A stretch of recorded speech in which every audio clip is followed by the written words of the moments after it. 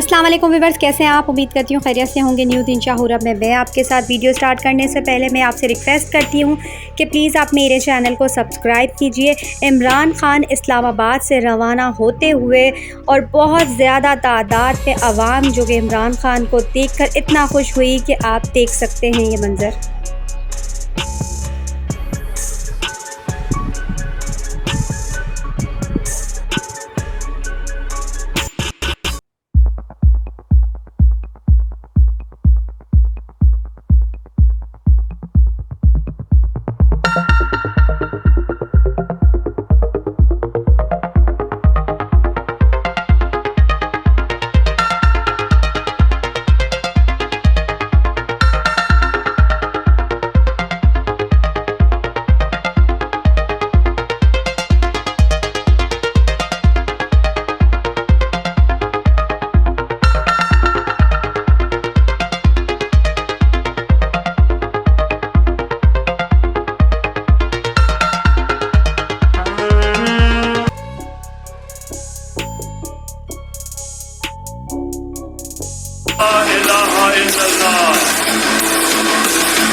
अल्लाह तेरे दुआ हम किसी के सामने नहीं झुकते,